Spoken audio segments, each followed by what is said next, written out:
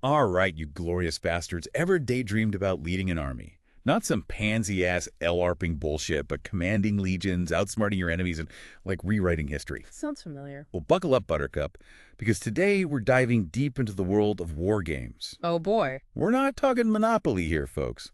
This is about strategy games, simulating armed conflict, Right. used by everyone from stiff-ass military brass to us regular dickheads. And the history of this shit is wild, going all the way back to those uptight Prussian military dudes, and even that sci-fi nerd, H.G. Wells. But before we go full history nerd, let me introduce our expert for today. Someone who knows this shit inside and out. Thanks for having me. I wouldn't say I'm the ultimate authority, but I've spent a fair amount of time exploring the world of war games. Okay, let's cut the crap and pretend to brass tacks. What the fuck is a war game anyway? Is it just Risk with a fancy name or some line-numbingly complicated shit only a Pentagon wonk could understand? Well, you've got two main camps. Yeah. Professional and recreational. Professional war games are the military's way of training officers and exploring what-if scenarios. Okay. These are serious tools used to analyze potential conflicts and test strategies, often dealing with classified information and a relatively small player base. Right.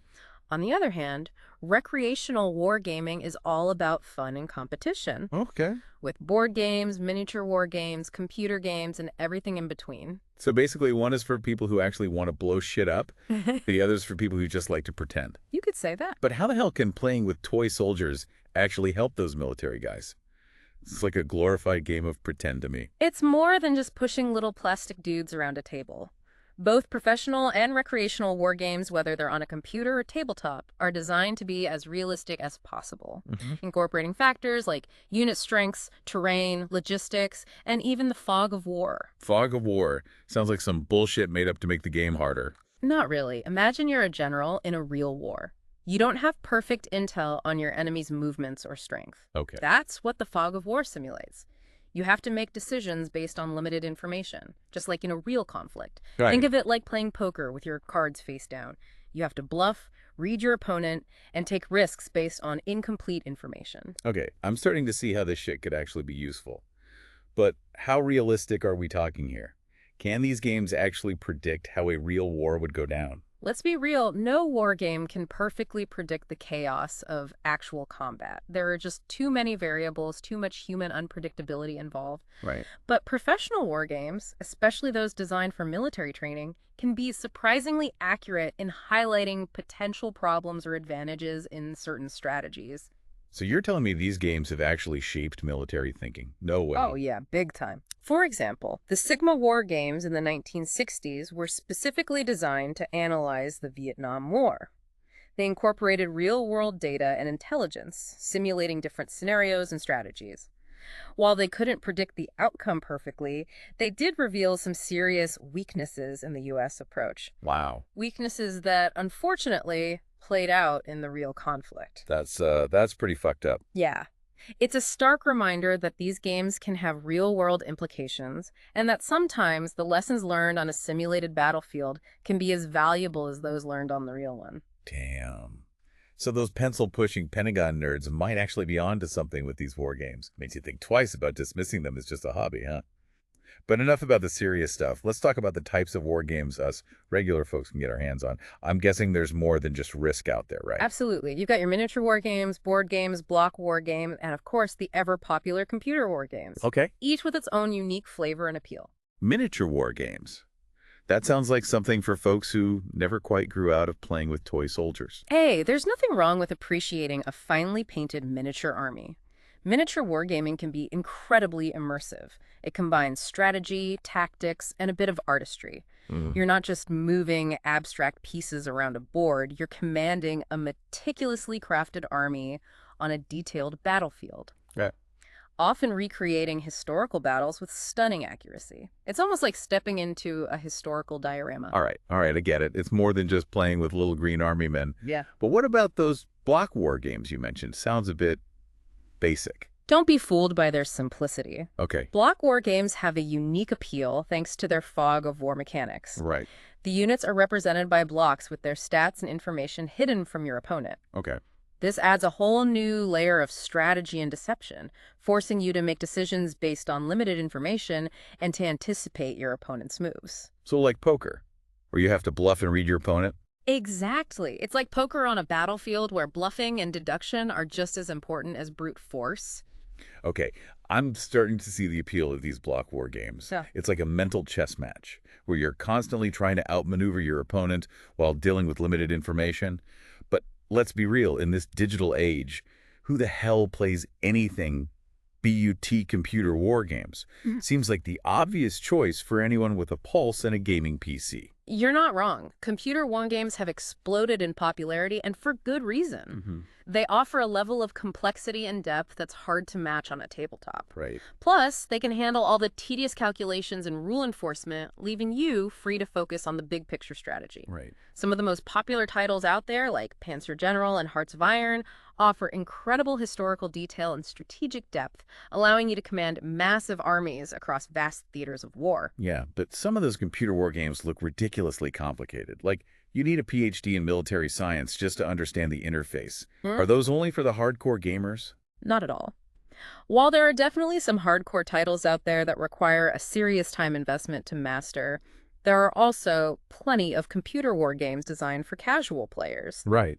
You can find games that focus on specific historical periods, different levels of complexity, and even ones that are more arcade style for those who just want to jump in and start blowing stuff up. Okay. Whether you're a history buff, a strategy fanatic, or just someone who enjoys a good challenge, there's a computer war game out there for you. All right, that's good to know.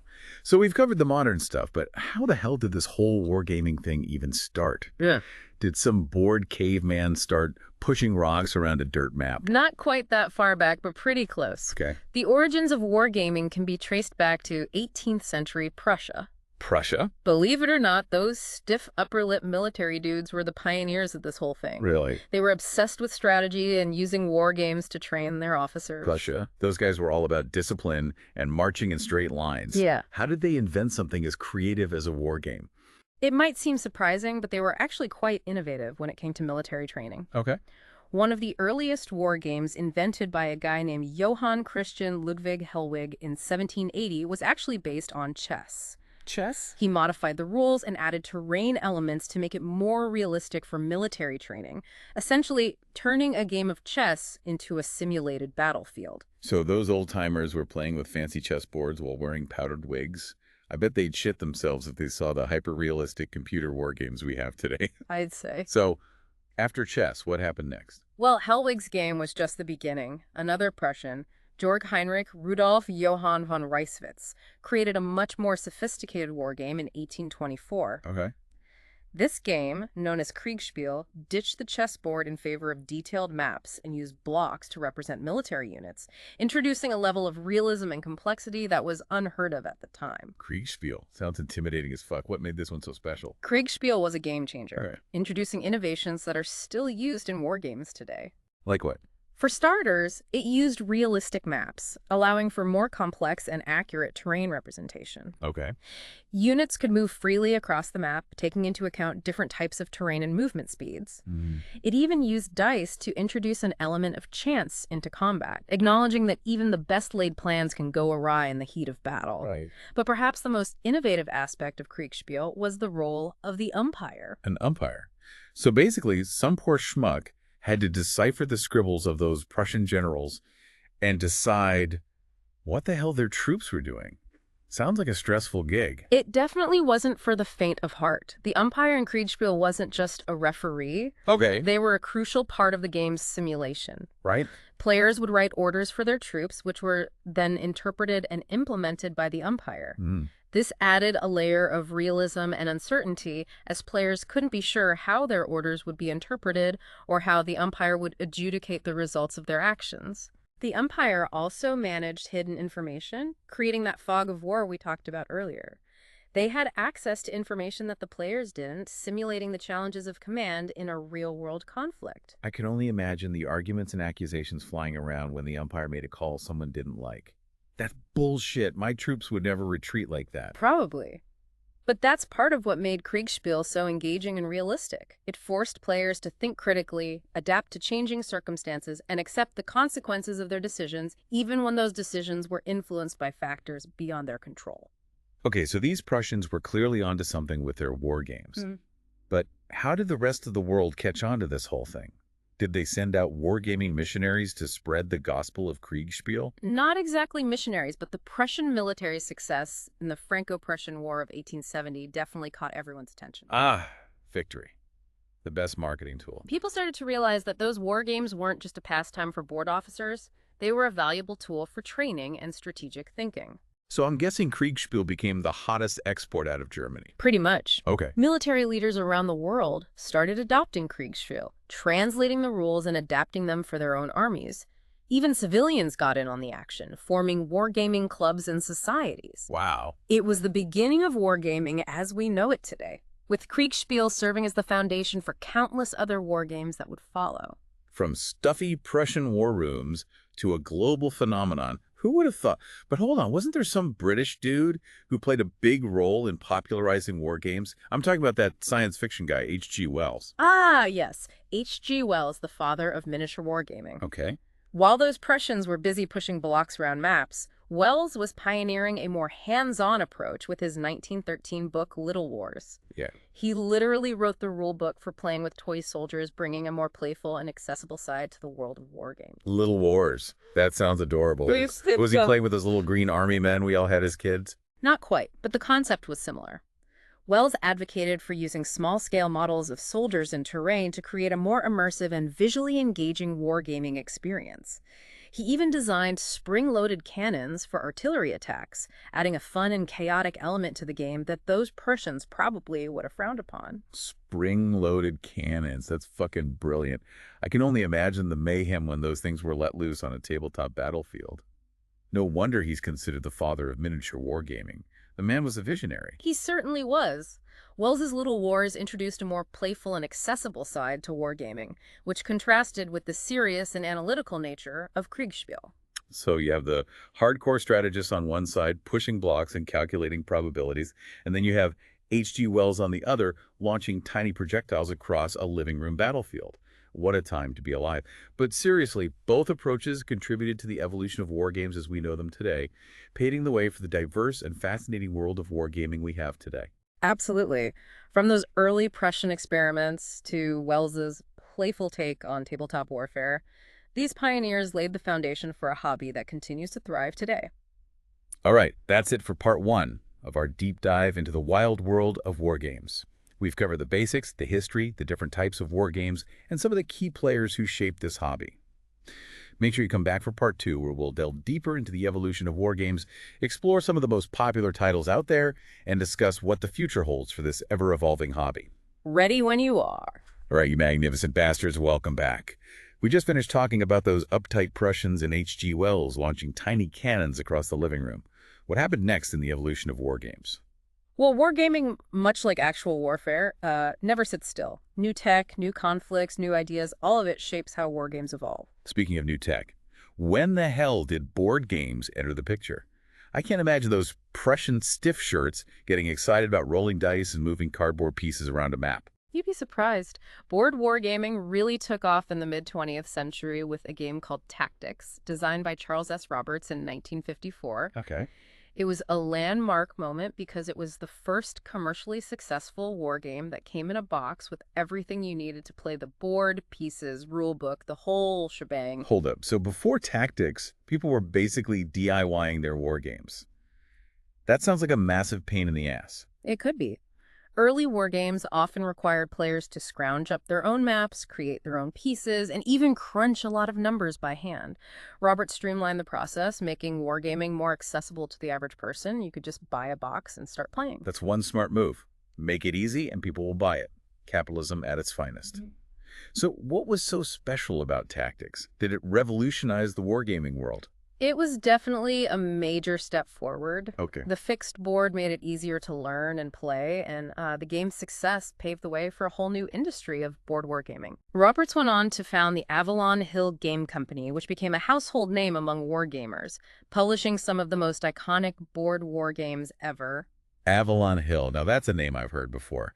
Weren't they like the gods of board wargaming back in the day? They were one of the major players for sure. Okay. They published some truly legendary games like Gettysburg, which recreated the famous Civil War battle, and Squad Leader, a tactical level game that focused on squad-based combat during World War II. These games were complex and challenging, appealing to those hardcore wargamers who craved realism and historical accuracy. Okay, I'm starting to see a pattern here. From chess-inspired games to detailed map simulations to full-blown board games, wargaming kept getting more elaborate and immersive. It's like those game designers were constantly trying to one-up each other with complexity and historical detail. There's definitely an element of that. Wargamers are a demanding bunch, always pushing for more realism, more depth, more historical accuracy. And game designers have risen to the challenge, constantly innovating and experimenting with new mechanics and concepts. It's like an arms race of wargaming. But hold on, we've talked about professional wargaming, recreational wargaming, and now board games. Where the hell do miniature wargames fit into all of this? Did they just fade into obscurity after H.G. Wells's spring-loaded cannon craze? Not at all. Miniature wargaming continued to evolve right alongside board wargaming, Okay. attracting a dedicated following of hobbyists who loved the tactile and visual aspects of the game. Think about it. You're not just moving cardboard pieces or clicking a mouse. You're commanding a physical army, maneuvering those tiny soldiers across a detailed battlefield. It's a very hands-on experience. Tactile and visual. You mean those guys were more interested in painting tiny soldiers than actually playing the game? Hey, don't underestimate the artistry involved in miniature wargaming. Those tiny soldiers are often meticulously painted and customized, representing a significant investment of time and skill. And then there are the terrain boards, from rolling hills and dense forests to bombed-out cityscapes. These battlefields are often miniature masterpieces in their own right. Okay, I'm starting to see the appeal. It's like playing a game inside a diorama. But let's be real. Miniature wargaming sounds expensive and time-consuming. I'm guessing it's a niche hobby for those with deep pockets and even deeper patience. It can be, especially if you go all in as a hardcore enthusiast. Right. But there are also more affordable and accessible ways to get into miniature wargaming. Okay. There are games designed for smaller scale skirmishes, and you can even find pre-painted miniatures to get you started without having to break out the paintbrushes. Pre-painted miniatures, now you're talking. Maybe even this artistically challenged ape could get into miniature wargaming. But seriously, with all these different types of war games out there, from board games to miniature battles to complex computer simulations, it's no wonder this hobby has endured for centuries. It really speaks to our enduring fascination with strategy, conflict, and the what-ifs of history.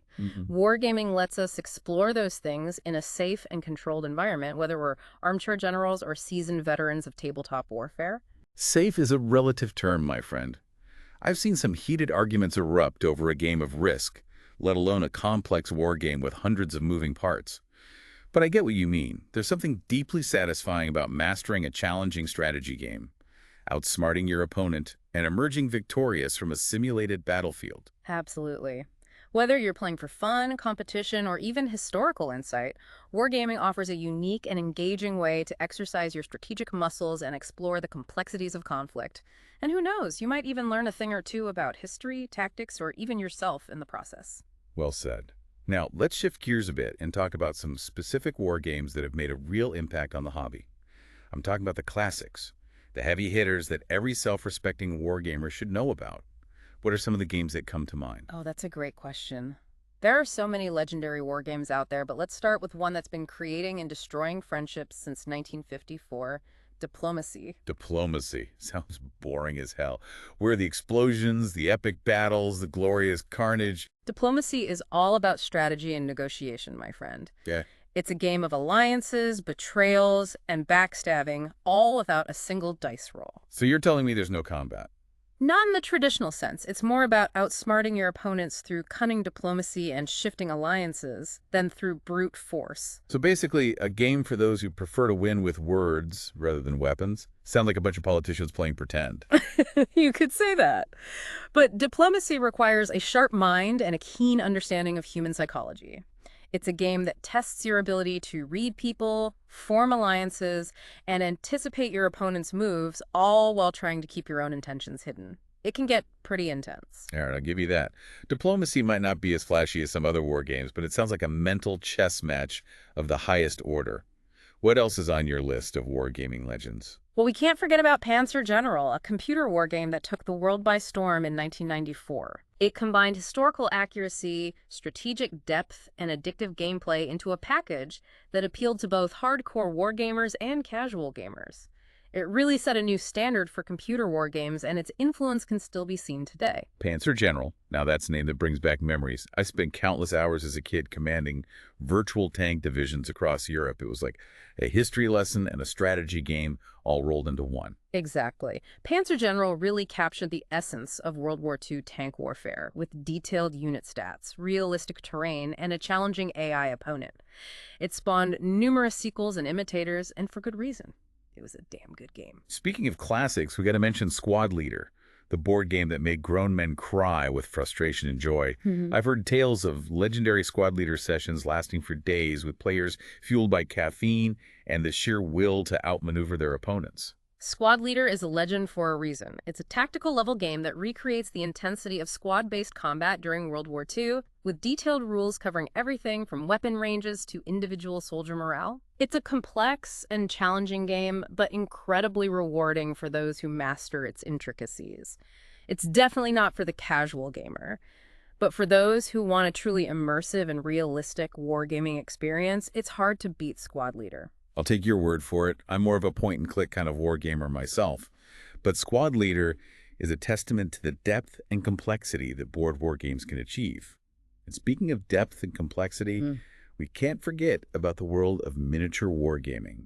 What are some of the standout titles in that realm? Oh man, where do I even begin? There are so many great miniature war games out there, each with its own unique flavor and appeal. Right. You've got the iconic Warhammer 40,000 with its futuristic battles and grimdark aesthetic, which has become a global phenomenon with a massive and dedicated fan base.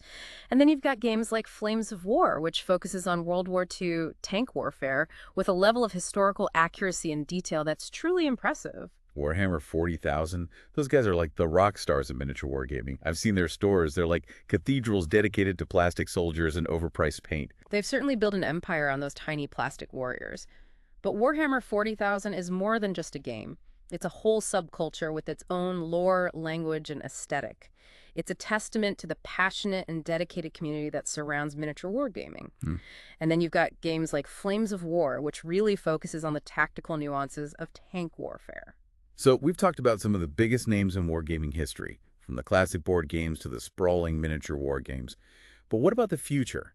Is this hobby going to keep evolving, or is it destined to become a relic of the past? Wargaming is constantly evolving, just like warfare itself.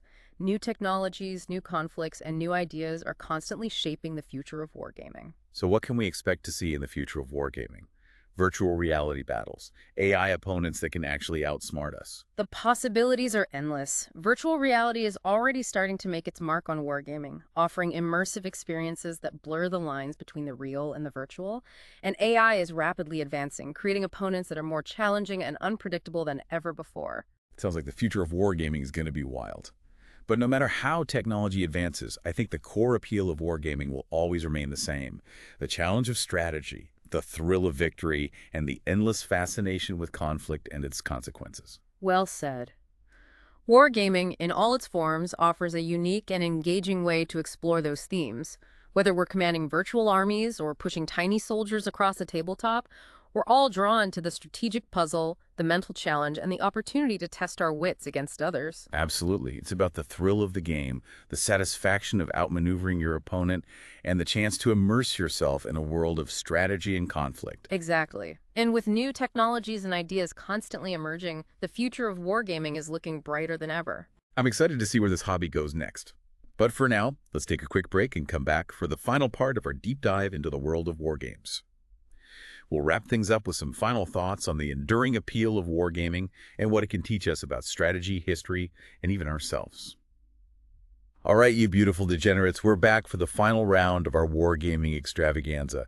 You ready to wrap this shit up? Hell yeah, let's do it. So we've covered a lot of ground here, from those Prussian ass hats with their fancy chessboards to the digital battlefields of today. What the fuck is it about wargames that keeps people coming back for more? Why are we so obsessed with simulating conflict, even if it's just pushing plastic soldiers around a table? That's a great question. I think it taps into something fundamental about human nature. Okay. Our fascination with strategy, competition, Mm-hmm. and the what-ifs of history.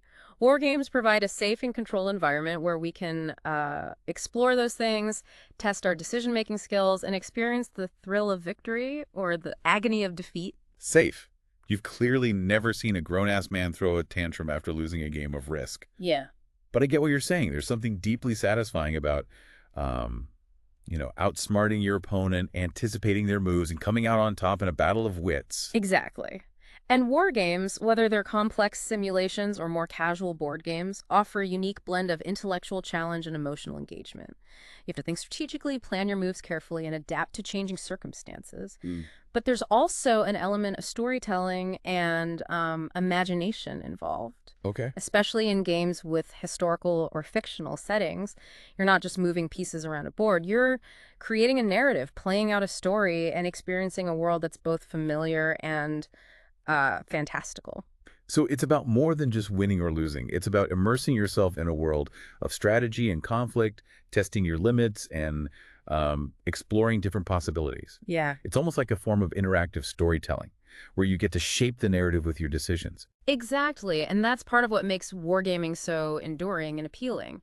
It's a hobby that can engage you on multiple levels, intellectually, emotionally, and even creatively. Well said, my friend. Yeah. Any final thoughts on the enduring appeal of wargaming and what it can teach us about ourselves? I think wargaming at its core is a reflection of ourselves. It allows us to explore our fascination with conflict, our desire for mastery, and our capacity for both strategic brilliance and utter stupidity. I resemble that remark. It reminds us that even in the most carefully planned battles, there's always an element of chance and uncertainty. Right. And perhaps most importantly, it teaches us that victory is often less about brute force and more about cunning, adaptability, and the ability to outthink your opponent. Damn, that's deep, man. You've given us a lot to think about today. It's been a pleasure diving deep into the world of war games with you. Hopefully we've inspired some of you to explore this fascinating hobby, whether it's dusting off an old board game, firing up a computer simulation, or assembling a miniature army. Just remember, it's all about having fun, challenging yourself, and maybe learning a thing or two about strategy, history, and the human condition along the way. And on that note, my friends, we've reached the end of our deep dive into the wild world of war games. From the battlefields of ancient Prussia to the digital frontiers of tomorrow, we've explored the evolution of this fascinating hobby, the different types of games out there, and the enduring appeal of strategy and conflict. So go forth and conquer, you magnificent bastards. And if you get your asses kicked in a war game, don't blame us. We just provided the intel. It's up to you to use it wisely. Until next time, stay curious, stay strategic, and keep on gaming.